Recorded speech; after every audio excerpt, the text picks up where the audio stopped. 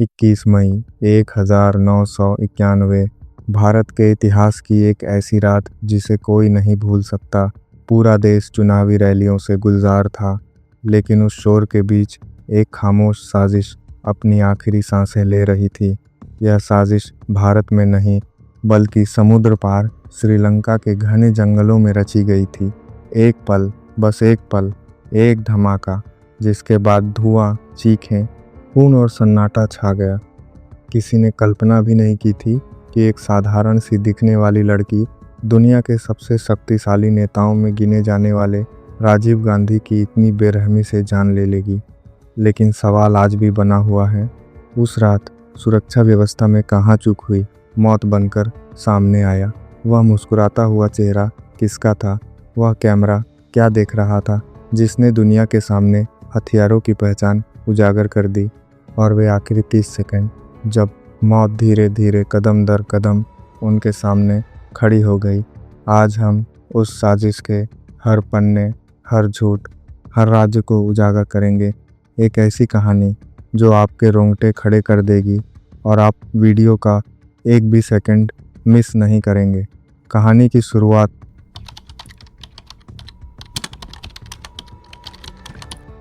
ऐसे समय में होती है जब भारतीय राजनीति में एक अजीब उथल पुथल मची हुई थी।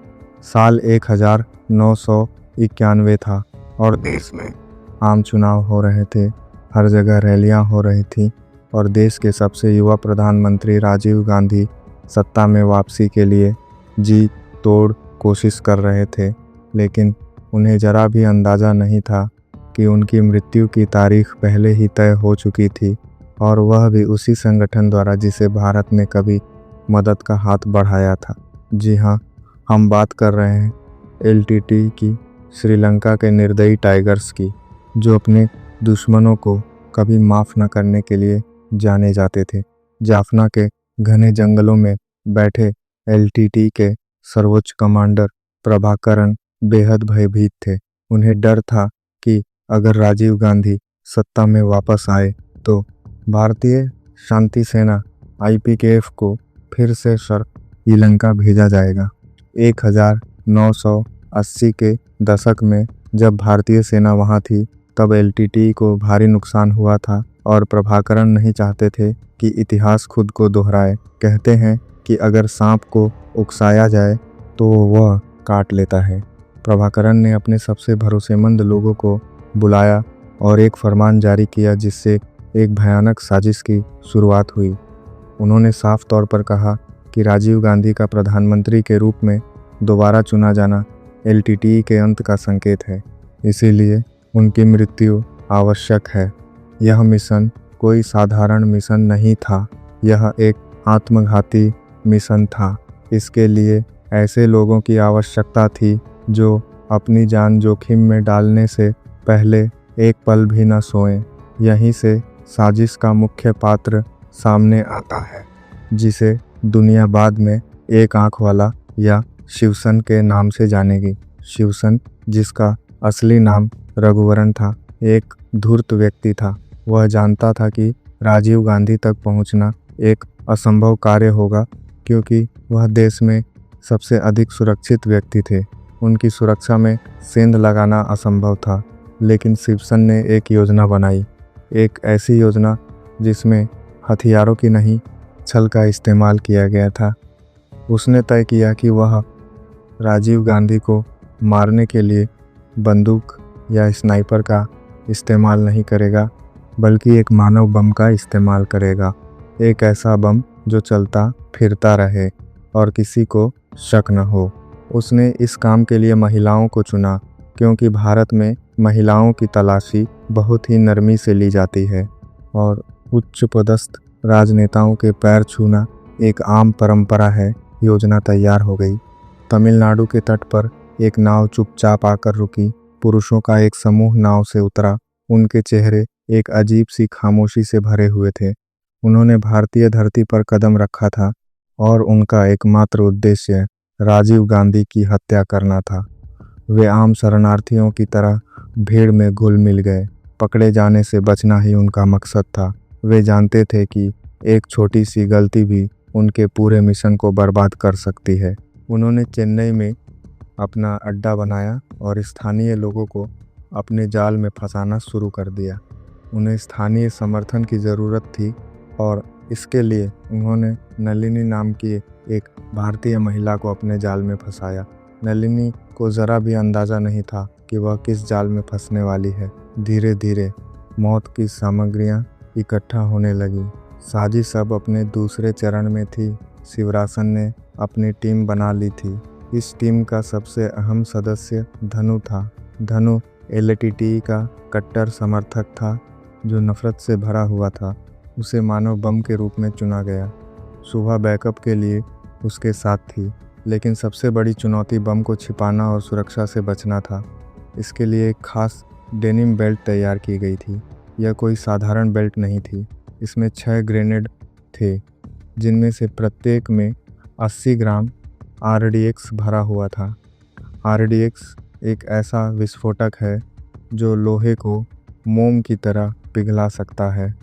इसे और भी घातक बनाने के लिए इसमें 2 मिमी का गोला था। हजारों लोहे के छर्रे या पीटी भरे हुए थे।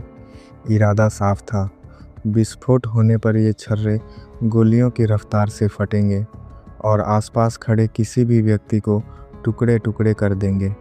शिवरासन एक चतुर खिलाड़ी था। वह कोई जोखिम नहीं लेना चाहता था। इसीलिए उसने राजीव गांधी की हत्या से पहले पूर्वाभ्यास करने का फैसला किया। जी हाँ, आपने सही सुना। 7 मई 1991 को हथियारों का गिरोह अपनी तैयारियों का जायजा लेने के लिए वीपी सिंह की रैली में गया। वहाँ धनु ने वीपी सिंह के पैर छुए और शिवरासन ने देखा कि सुरक्षा कर्मियों ने महिलाओं को नेताओं के पास जाने से नहीं रोका। यही उनकी सबसे बड़ी जीत थी। उन्हें अपनी साजिश में एक खामी मिल गई थी। अब बस राजीव गांधी के निधन का इंतजार करना बाकी था। तमिलनाडु की यात्रा की तारीख 21 मई तय की गई थी। जैसे जैसे दिन नज़दीक आता गया, शिवरासन की चिंता बढ़ती गई। उन्हें हर पल डर सता रहा था कि कहीं कुछ गड़बड़ न हो जाए। उन्होंने अपनी टीम को सख्त हिदायत दी थी कि वे आपस में भी कम से कम बातचीत करें। इस बीच दिल्ली में राजीव गांधी अपने चुनाव प्रचार में व्यस्त थे। खुफिया एजेंसियों ने उन्हें बार बार चेतावनी दी थी कि उनकी जान को खतरा है, लेकिन राजीव गांधी जनता के नेता थे। उन्हें लोगों से मिलना, हाथ मिलाना और उनके बीच रहना पसंद था। उन्हें यह सुरक्षा घेरा एक पिंजरे जैसा लग रहा था, जिसे तोड़ने की वे बार बार कोशिश कर रहे थे।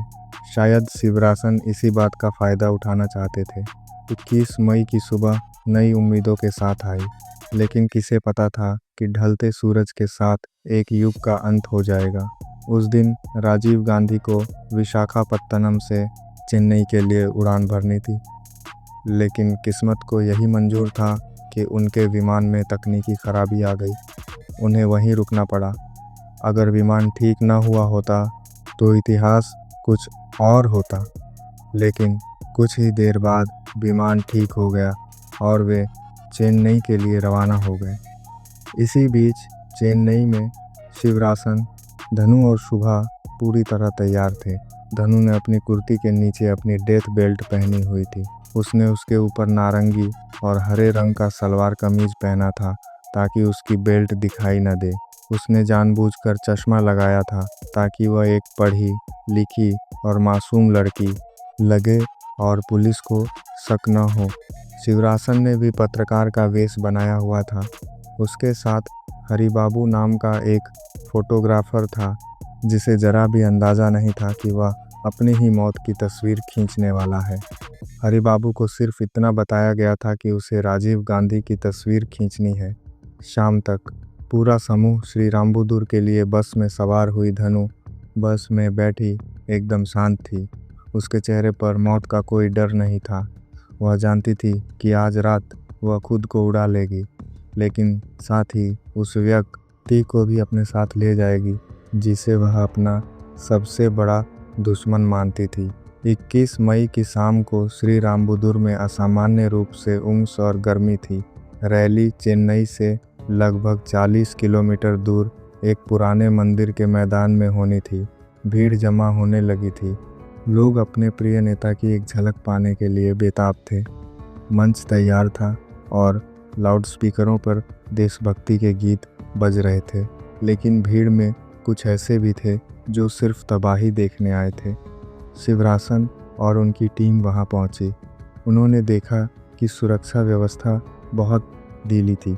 उस समय मेटल डिटेक्टर आम नहीं थे और भीड़ को नियंत्रित करने के लिए केवल रस्सियों का इस्तेमाल किया जा रहा था। महिलाओं के लिए एक अलग सेक्शन बनाया गया था, जिससे उन्हें सीधे उस रास्ते पर जाने की अनुमति मिल गई थी जहां से राजीव गांधी को जाना था। इससे शिवरासन की आंखों में चमक आ गई। सब कुछ उनकी योजना के अनुसार चल रहा था। रात के करीब 10:00 बज रहे थे। राजीव गांधी का काफिला श्री पेरुम्बुदुर की ओर बढ़ रहा था। रास्ते में जगह जगह लोग उनकी गाड़ी रोककर उनका स्वागत कर रहे थे। राजीव गांधी भी मुस्कुरा रहे थे और सबका अभिवादन कर रहे थे। वे काफ़ी थके हुए थे, लेकिन उनके चेहरे पर वही जानी पहचानी मुस्कान अभी भी थी। इसी बीच शिवरासन रैली स्थल पर अपनी जगह पर खड़े थे। वे मंच के पास खड़े थे।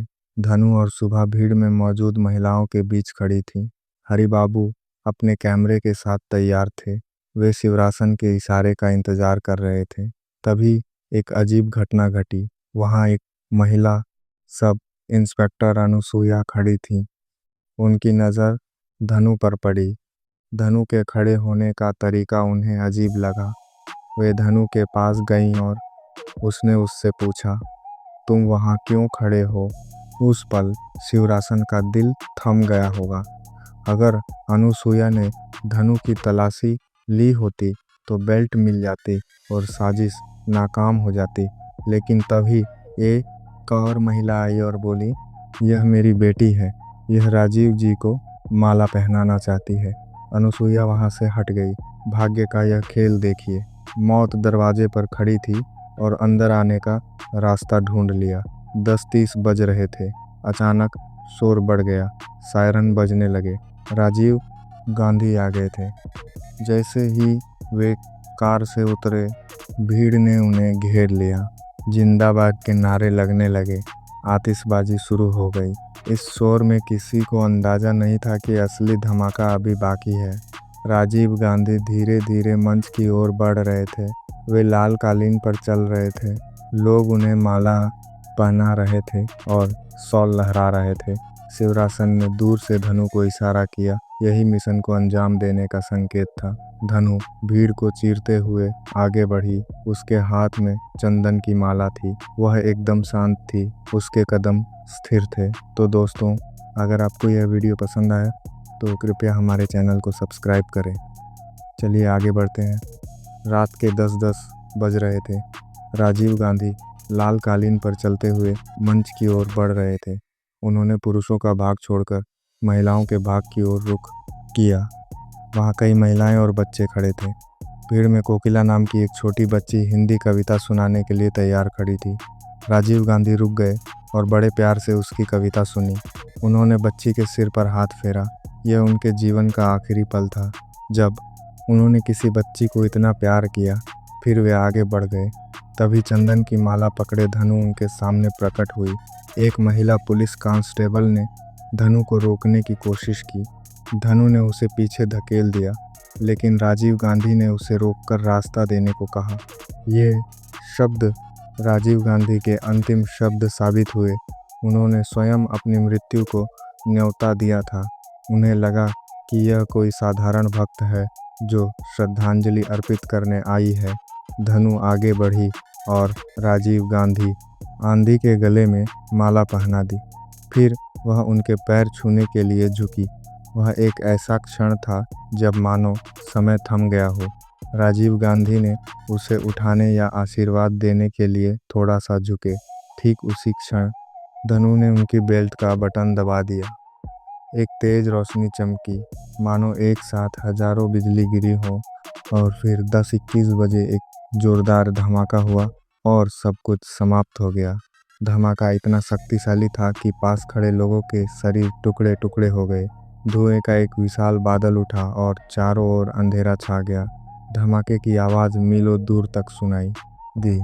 कुछ क्षणों के लिए सन्नाटा छा गया, चीखों से भी ज़्यादा भयानक सन्नाटा, और फिर भगदड़ मच गई। लोग अपनी जान बचाने के लिए भागे। कोई समझ नहीं पा रहा था कि क्या हुआ है। जले हुए मांस और बारूद की गंध हवा में फैल गई। कुछ क्षण पहले तक भीड़ को नियंत्रित कर रही पुलिस अपना आपा खो बैठी। विस्फोट ने न केवल एक नेता की जान ली थी, बल्कि भारत की उम्मीदों को भी चकनाचूर कर दिया था। मंच पर खड़े कांग्रेस नेता घबराकर नीचे भागे। जब धुआं छटा तो दृश्य किसी को भी दहला देने वाला था। शव इधर उधर बिखरे पड़े थे। खून से लथपथ जमीन पर एक हाथ, एक पैर पड़ा था, और इन सबके बीच एक ऐसा चेहरा था जिसे पूरा देश पहचानता था। राजीव गांधी का शरीर इतनी बुरी तरह क्षत विक्षत हो गया था कि उन्हें पहचानना असंभव था। उनके कपड़े और जूते ही उनकी पहचान के एकमात्र बचे हुए निशान थे। वही लॉटो ब्रांड के स्पोर्ट्स शूज़ जो वे अक्सर पहनते थे। उस भयानक रात ने एक हंसमुख इंसान को मांस के ढेर में बदल दिया था। इतनी बड़ी सुरक्षा चूक कैसे हुई? उस मानव बम को इतना करीब कैसे आने दिया गया? ये सवाल आज भी हवा में गूंज रहे हैं। धमाके के बाद का मंजर इतना भयावह था कि उसका वर्णन करना मुश्किल है। श्री पेरुम्बदूर मैदान स्मशान घाट बन गया था। राजीव गांधी और उनकी सुरक्षा में तैनात पुलिसकर्मियों समेत कुल 16 लोगों की जान चली गई थी। धनु उस धमाके का केंद्र थी। उनका सिर्फ सिर और धड़ का एक छोटा सा हिस्सा ही बचा था। बाकी का शरीर हवा में गायब हो गया था। जैसे ही यह खबर दिल्ली पहुंची, हंगामा मच गया। पूरे देश में शोक की लहर दौड़ गई। किसी को विश्वास नहीं हो रहा था कि राजीव गांधी अब हमारे बीच नहीं है। लेकिन अब सवाल यह था, यह किसने किया? पुलिस और जांच एजेंसियां तुरंत हरकत में आ गईं। सीबीआई की एक विशेष जांच टीम SIT का गठन किया गया, जिसकी जिम्मेदारी डॉ. कार्तिकेयन को सौंपी गई। यह भारतीय इतिहास की सबसे कठिन जांच होने वाली थी, क्योंकि हत्यारे ने कोई सुराग नहीं छोड़ा था। कहते हैं ना कि अपराधी चाहे कितना भी शातिर क्यों न हो, उससे गलती हो ही जाती है। और यहाँ गलती थी एक कैमरा।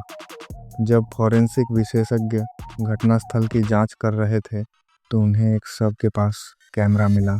यह शव हरिबाबू का था। हरिबाबू को भी इस बात का अंदाज़ा नहीं था कि वह धमाके की चपेट में आ जाएंगे। धमाके के प्रभाव से कैमरा जल गया था, लेकिन उसके अंदर की फिल्म रोल सुरक्षित थी। यह किसी चमत्कार से कम नहीं था। SIT ने फिल्म को डेवलप किया, और जैसे ही तस्वीरें सामने आईं,